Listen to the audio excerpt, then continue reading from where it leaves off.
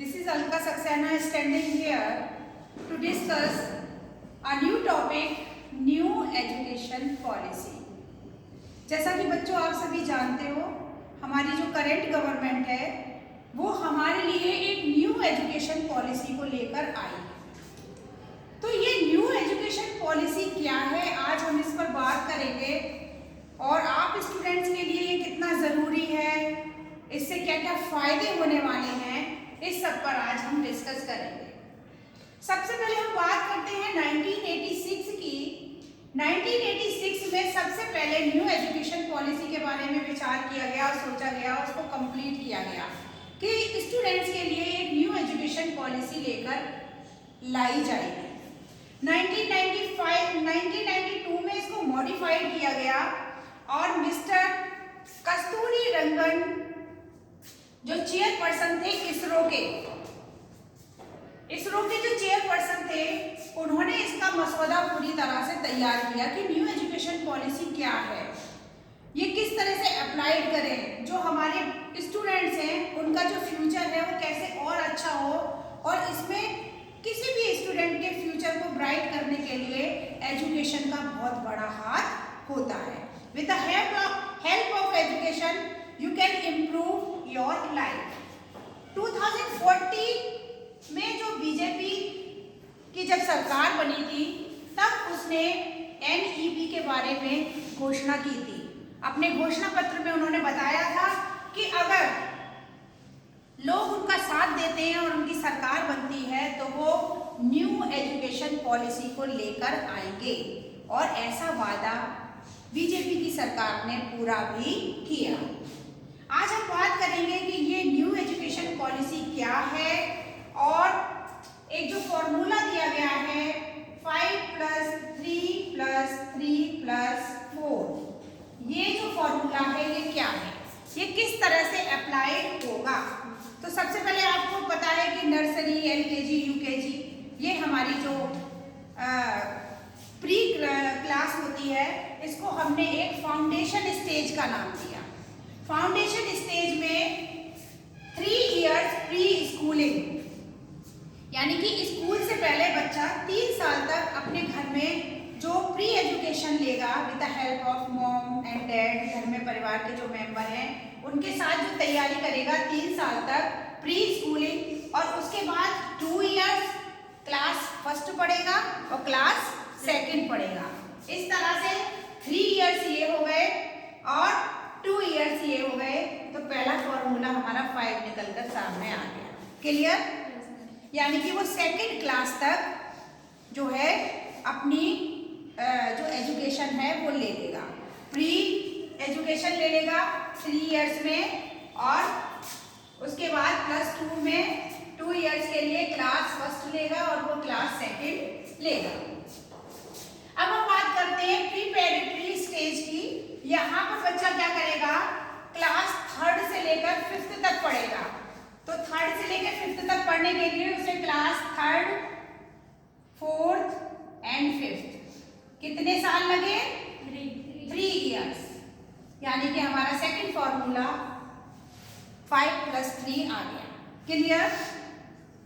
अब हम बात करते हैं मिडिल एज की। मिडिल एज से पहले हम आपको ये बताना चाहेंगे कि 5th क्लास तक गवर्नमेंट ने ये व्यवस्था की कि जिस स्टेट में बच्चा रहता है उस मदर टंग में अपनी पढ़ाई करेगा। इसका मतलब क्या हुआ, कोई बच्चा असम में रहता है तो उसको हिंदी पढ़ने की ज़रूरत नहीं है, वो अपनी मदर टंग में पढ़ाई करेगा। कोई बच्चा यूपी में रहता है तो वो यूपी में अपनी हिंदी उसकी मदर टंग है, वो उसमें पढ़ाई करेगा। महाराष्ट्र का बच्चा है तो मराठी लैंग्वेज पढ़ेगा। तो एक बेनिफिट क्या हुआ कि हमारी जो मदर टंग है वो भी हमारे साथ है और उसका हम यूज़ कर सकते हैं। अपनी मातृभाषा में वो पढ़ाई करेगा। वैसे तो हमारी अगर हम मातृभाषा की बात करते हैं तो हिंदी है, क्योंकि 41% लोग ऐसे हैं इंडिया के अंदर जो हिंदी बोलते हैं, तो सबसे ज़्यादा इसका हाई रेट है। लेकिन मैं बात कर रही हूँ उन स्टेट्स की, जैसे हम केरला की बात करते हैं, हम उड़ीसा की बात करते हैं तो उड़िया लैंग्वेज में वो पढ़ेगा। तो मदर टंग में यहाँ पर वो 5th क्लास तक अपनी पढ़ाई को करेगा। नेक्स्ट, फिर उसकी जब मिडिल एज है तो मिडिल एज में हम बात करते हैं क्लास 6 to 8, यानी कि 6 7, 8, कितनी ईयर हो गई? 3 ईयर। हमारा फार्मूला 5 समझ में आया होगा आपको, 5 + 3 + 3, यहां तक हमारा क्लियर हो गया। अब ये हमने 8th क्लास पास कर ली बच्चों। अब 9th में हम क्या करते हैं? 9th और 10th करते हैं और फिर फर्स्ट ईयर और इंटर करते हैं, ऐसे हम करते हैं। लेकिन यहाँ पर जो सेकेंडरी स्टेज है उसको 4 ईयर्स में डिवाइड किया गया, 9th, 10th, first year, inter. यहाँ पर अब आपको क्या करना है? मल्टीपल चॉइस के सब्जेक्ट मिलेंगे आपको। अभी आप क्या कर रहे थे कि 9th और 10th के सब्जेक्ट आपके अलग थे, और जैसे ही आप फर्स्ट ईयर में एडमिशन ले रहे थे तो जिनको 10th में बहुत अच्छे मार्क्स मिले होंगे वो मैथ्स में जाना पसंद करेंगे। जिनको ऐसा लगता होगा कि मैं मैथ्स नहीं कर पाऊंगा तो वो बायो में चले जाएंगे अगर डॉक्टरी में इंटरेस्ट है तो। और जिनको मार्क्स 70% ही आए हैं तो भाई अब क्या करें, अब हम कॉमर्स में जाएंगे, या स्कूल ही नहीं दे रहा हमें वो सब्जेक्ट। कुछ बच्चे ऐसे होंगे जो सोचेंगे कि मेरा तो ना तो PCM में हुआ ना PCB में हुआ, कॉमर्स में लेना नहीं चाहता, तो मैं ऐसा करती हूँ कि मैं ह्यूमैनिटी ले लेती हूँ। लेकिन यहाँ पर देखने वाली बात ये है कि अब मल्टीपल चॉइस सब्जेक्ट की आज़ादी आपके पास होगी। 10th क्लास का बोर्ड साल में 2 बार होगा। एक बार हो सकता है कि आप किसी तरह से आपका छूट गया, कम नंबर आए, तो नेक्स्ट ईयर आपको उसी साल में नेक्स्ट टाइम पेपर देने की आज़ादी होगी। एक साल में 2 बोर्ड आप फेस करोगे, पहली बार में अच्छे नंबर नहीं आए, दूसरी बार में अच्छे नंबर ला सकते हैं। और फर्स्ट ईयर इंटर की जो हम बात कर रहे थे तो पहले तो फॉर्मूला को समझ लेंगे, 9, 10, फर्स्ट ईयर, इंटर, 4 हो गए ईयर्स, ये आपका फॉर्मूला 5 + 3 + 3 + 4 क्लियर हो गया। यहाँ पर हम क्या करेंगे? There are more choice, various type of subjects, just like history के साथ केमिस्ट्री पढ़ सकते हैं। अब हम ये नहीं करेंगे कि हम मैथ, फिजिक्स, केमिस्ट्री ये पढ़ेंगे, बल्कि हम क्या करेंगे कि मैथ्स में हमारा बहुत इंटरेस्ट है लेकिन उसके साथ साथ हम क्या करेंगे? इकोनॉमिक्स ले सकते हैं। ज्योग्राफी के साथ हम फिजिक्स पढ़ सकते हैं। इकोनॉमिक्स अगर हम ले रहे हैं तो हम आर्ट ले सकते हैं, ये हमारे ऊपर डिपेंड करेगा। तो एक मोर ऑप्शंस जो हैं वो आपके सामने खोल दिए हैं। तो देखने वाली बात ये है कि ये जो न्यू एजुकेशन पॉलिसी है जो हमारी अब 2021 से स्टार्ट हो जाएगी, तो जो 10th पास आउट करके फर्स्ट ईयर में जो बच्चे जाएंगे उनके पास मोर चॉइसेस होगी।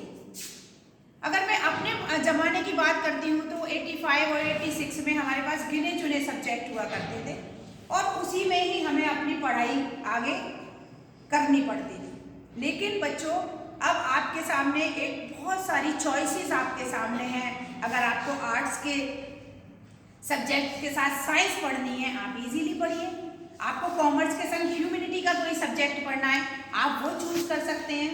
तो यहाँ पर आपके लिए जो वेरियस फील्ड हैं वो खुल गए हैं। अब आप पे कोई प्रेशर नहीं बना सकता कि तुम्हारे नंबर कम आए हैं तुम ये नहीं ले सकते, क्योंकि न्यू एजुकेशन पॉलिसी आपके लिए बहुत सारे सब्जेक्ट के ऑप्शन लेकर आया है। तो आप अपनी मर्जी के हिसाब से अपने सब्जेक्टों का चुनाव कर सकते हो। अब इससे क्या क्या फायदे होने वाले हैं?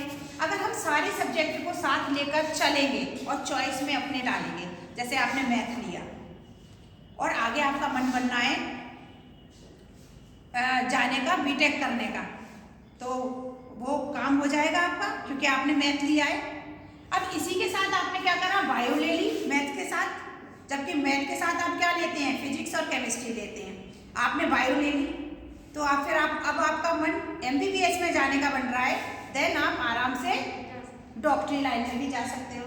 आपने उसी में हिस्ट्री को भी एज ए सब्जेक्ट ले लिया, पॉलिटिकल साइंस या सिविक्स को हम पॉलिटिकल साइंस बोलते हैं, हमने वो ले लिया, तो हमारा ना तो बीटेक करने का मन हो रहा है ना हमारा डॉक्टरी लाइन में जाने का मन हो रहा है। अब हमें ऐसा लगता है कि हमें सिविल की तैयारी करनी चाहिए, तो 2 सब्जेक्ट के साथ आप सिविल की तैयारी भी कर सकते हो। ये हमारा फर्स्ट वीडियो है और इसके बाद जो सेकंड वीडियो है उसमें हम आपको बताएंगे कि ग्रेजुएशन लेवल पर आप अपनी कैसे पढ़ाई करोगे और कैसे सब्जेक्ट का चूज करोगे, PhD कैसे करोगे, MA कैसे करोगे, इसकी जानकारी हम सेकेंड वीडियो में आपको देंगे। Thank you.